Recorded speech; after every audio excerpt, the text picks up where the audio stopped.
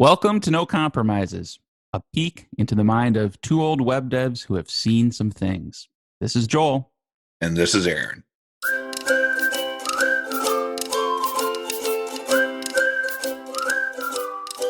We enjoy the type of work we do now, but every once in a while, and I'm thinking back, I don't have to go back that far to think of situations, projects, clients that just it didn't feel like it felt like there was friction, right? It felt like maybe it was a lack of trust or respect from them, or maybe it was their need to micromanage or tell people what to do. But there was this constant friction of having to explain things or having to justify things or having to just be in meetings to talk through things when I could have been doing the work. Like I know you can relate to this, Aaron, and I know it's something we want to talk about today because it's not unique whether you're in a company or working for yourself with clients. Like this sort of scenario comes up from time to time. Yeah, so a good way to kind of make this more general is, after you've been developing for a while, you know that you have more to learn. You know you could be better, Sure. but you also know what you're doing. You know how to solve problems. You know how to program things. Mm-hmm. Maybe not the best, but you can solve people's problems. And it's a confidence, not a cockiness. And so you have this attitude, and then people keep looking over your shoulder or asking you for very, very specific project progress reports, Yeah. or like you just feel like someone you're working with, maybe even your coworker, is bossy. Like Okay. they're like, no, you have to use this code standard and you're not doing it right or whatever. Right. And that can be like a really frustrating sort of experience to be part of. Yeah, it kind of sucks the air out of the life of a project, right? It takes the fun out of it, and it's also not efficient. It's frustrating for that reason too. It's wasting time. Right. Yeah, especially when you think about it, that if you're going to work for, let's just say, a client, Mm-hmm. they spend their life or career or whatever. I'm oversimplifying it, but being good at what they do in their business realm, and Yeah. you spent yours being good at what you're doing, and then they kind of try to do what they're doing in their regular business, but also jump into your world and kind of control you as well. And you're like, how could you possibly be any good at controlling me or helping me if you've only spent a year in this space where I've spent 5, or something like Yeah. that? And so you start to see this disconnect. And I think you kind of hit it right on the head when you first started out. You kind of gave away some of the topic, which is Oh. some of these things come from a lack of trust, Yeah. a lack of respect, or misaligned expectations. Okay. So, those are some really big things to talk about. But I think we can narrow this down to a very specific step that you can take as a developer in these situations. Let's hear it. I love this sort of advice. Okay. So it's going to be way too simple and you're not going to like it. Oh, I already do like it. Okay. Ask them what's up. Okay, I don't like that. No. So when we come to this, there's some things like trust or Yeah. respect that are a little bit more difficult, but let's just focus on the third one, which is more expectations. And I think those Mhm. kind of build to the rest. Is they have a certain set of expectations, and those expectations are built from their own silo of experience. So think about it. Think about it if you've worked with multiple businesses or multiple clients. Like even if you work for a company right now, you've Mhm. probably at least worked for another company or two. And every time you go to those different companies, they have different ways of doing things. Sure. So one of the things you have to keep in mind is you get to experience doing things differently all the time, but that person who is in that company kind of only knows what they know from that company and their experiences in that specific silo. So there's a lot that you may not know that they've experienced that kind of shapes their expectations of how they're going to work with you. Okay. We've worked with clients that have had developers who just disappeared. Right. We've Yeah. worked with clients that have worked with developers who maybe took on too much. Mm-hmm. They said they could do something and turns out they can't. Yeah. And what are you going to do? You can't give back the money you spent it on rent. So they just kind of bustle through it. Who Yeah. wants to admit that I don't actually know how to do this? No. Like how scary, right? Right. Yeah. Yeah. So we're kind of coming into this situation, and it's not a pleasant one for them either. Yeah. And so they have all these different experiences. And so you come up and you say, hey, I have sold myself just like everyone else has sold themselves to you. Just treat me differently. They don't know how to, Sure. And so when you start seeing these situations, you can kind of start to see how you are unique. And I know you Mhm. are, and the listeners, the developers, whatever. And so is the business. And so each time you come together, even though you've made a relationship, you have to do the next step, which is to work through the expectations. Okay. So what is it that you want from me? And be certain to ask that often. Because a lot of times we only ask that when we first join the project, Mhm. or if we just get hired or whatever. But it's almost like a reverse review if you think about it that way. You get reviewed every 6 months or a year. You should be going to your boss or to the bossy person, if they're even a coworker, and be like, what is it that you're expecting from me? Mhm. I want to be better, and I want to make it easier for you, because clearly you don't really like having to tell me everything, do you? That's not what you want to spend your time doing. Mhm. Is it just real quick? Like, is it it's not like a confrontational question. You're not like, well, what do No, you no, no, no. expect? It's like literally like, hey, I'm getting the vibe something's not right. What is it that you're actually looking for that I'm not doing right now? That like that's how you Right. approach it. Okay. Yeah, and it's because, as I've said many times, different times too, is we're in a support industry. We Mhm. support business, and even though we can create stuff that businesses can't, maybe themselves with their own hands and all that kind of stuff, we're still there to support them. They do the business of some other world, and then we kind of build things for them to continue to do that. Mhm. And Yeah. so we should constantly be looking at it as like, how can we support this business a different way? And so with that mindset, that's what you ask them, and you say, hey, obviously I want to make your life better, because programming is support, and that's who I am, and I actually really enjoy that.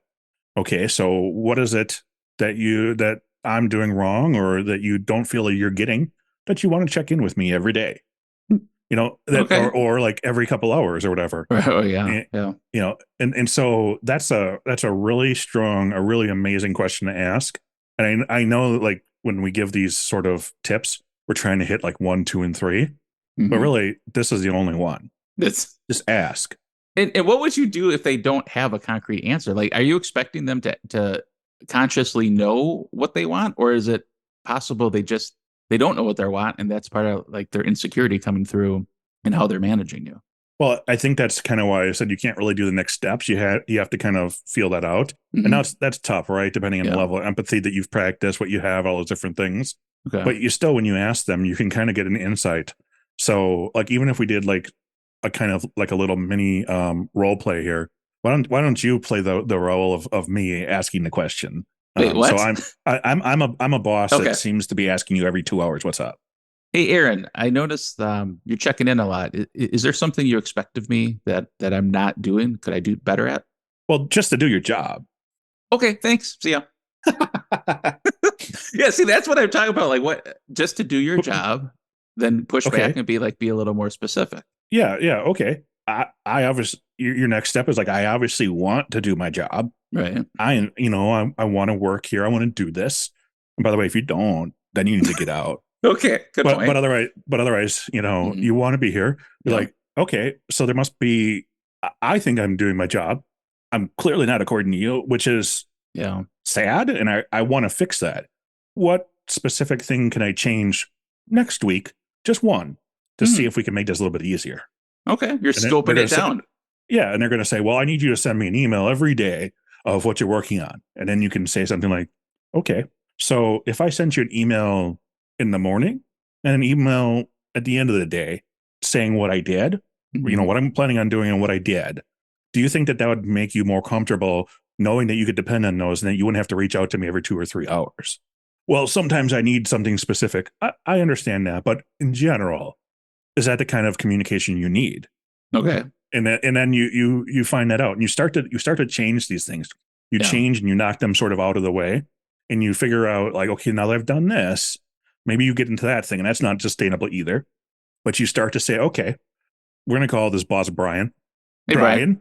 Brian. Next, you say sometime, maybe next review, or like, hey, I want to check in. We've been doing this new system for a month. I want to see if we can make it even better for you, because I know you get a lot of emails. What if I sent you an email every morning that had a summary of what I did yesterday and what I'm going to do today? Do you think So you're that's something that'd be dropping the useful? 2 a day down to 1 a day. Yeah, Ah. yeah. And then you start to move it on and be like, Mhm. okay, so a lot of times I use tickets in GitHub to show what I'm working on. Mhm. I know that can be really overwhelming when there's a lot of different things and different tags and all that kind of stuff. Would it make sense if I made a different sort of dashboard for you, or found a product that can make a different dashboard that shows you different things? because really what they're probably, concerned about is like they either don't know how to tell you what they want, Right. or they don't know if you're doing work, or they've been burned before and they want to make sure they don't get burnt again, but they don't Mhm. know why they were burnt before. So they're putting all the possible reasons on you. Yeah. And so that makes it really tough for you. It's too empathetic for me. I'll have to think about that, because as you're going through that, like on the one hand, like, okay, I can see how this would work. On the other hand, I'm like, man, this seems like a lot of work. Like I'm babysitting this person, but it's in the spirit of improving the relationship and ultimately getting what you want and making the situation better. So yeah, if you have to put in a little bit of work, it's worth it. Well, I want to challenge that real quick before we wrap up. It seems like I'm babysitting this person. Yeah. Who on earth promised you that your boss was going to be more developed and a better person than you? It would be nice, but you're right. There's no guarantee of that. Yeah. There's no guarantee. So sometimes you have to do the work. If if you have children or whatever, like you don't look at them and say like, oh, what's wrong with you? Why can't you do calculus right away? You kind of have to teach them, but they have their own thought process. Yeah. So you try to teach them in sort of a way that makes sense for them, but also you get the process that you need involved, which is them learning calculus. Same thing with a boss. If you identify, hey, this boss doesn't seem to be, communicating the best way because we're having friction. So that could be me, that could be them. But why don't I make myself better by asking these questions? And then we'll see if they can grow too. So at least I can be like secretly feel superior about this, is what you're saying. Yeah, a little bit. Okay. A little bit. I can live with that.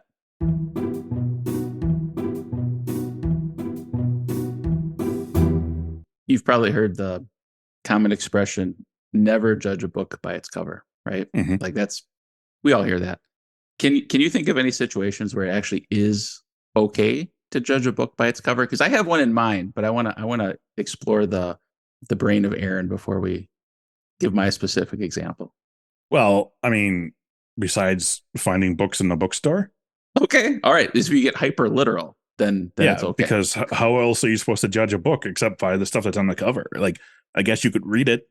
You could be like me when I was a broke teenager and I would go to Barnes and Noble and sit there and just read the book. Like that's what you're saying. Like not buy it, just read it. Yeah. No. So here's the one. I was driving down the road and there was a sign in front of a commercial building that it was for sale or for lease or whatever. And the contact information was an email address, but it was at AOL.com.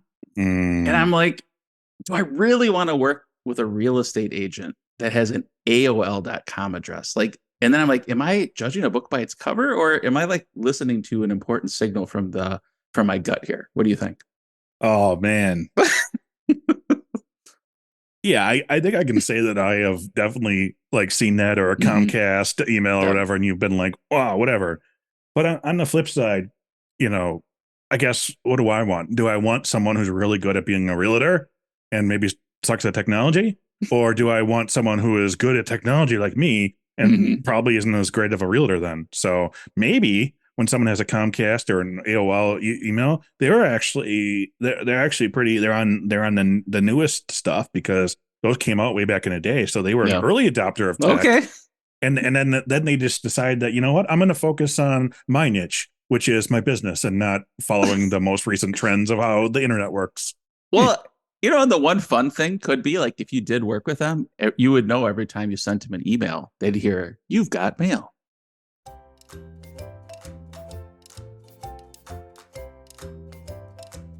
Sometimes you have a vision in your head and you know what you want, but you just don't know how to describe it or what you can do to get there. Well, we can help. Head over to nocompromises.io and give us a call.